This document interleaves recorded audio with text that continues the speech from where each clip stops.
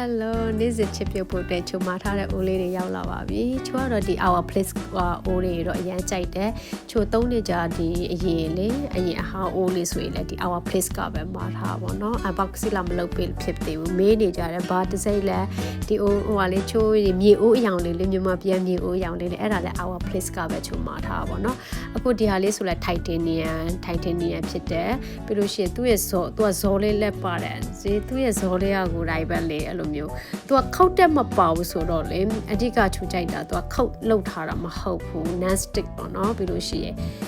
ဆိုတော့ဒီအိုးလေးချိုအခုသုံးနေတာအရန်ကိုအဆင်ပြေတယ်အဲကြောင့်မလို့လဲချိုဒီဗီဒီယိုလေးကိုချိုရိုက်ပေးလိုက်တာပေါ့နော်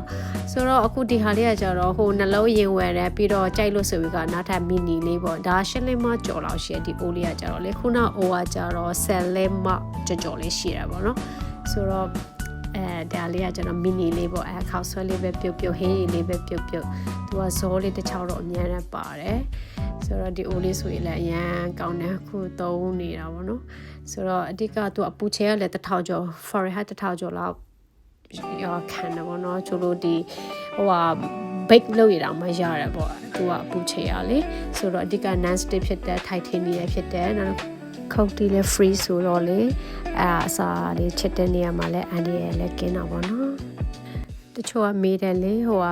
အိုလေးကဘယ်ဝယ်လဲဆိုတော့ကိုတော့သူ website မှာပေါ့နော်ဒီ Christmas New Year အတွက် discount ပေးနေတယ်ပေါ့နော်ဆိုတော့ဝယ်ချင်တဲ့သူတွေသွားဝယ်လို့ရအောင်ကျွန်တော်တင်ကောင်းလေးပြပြပေးတာပါ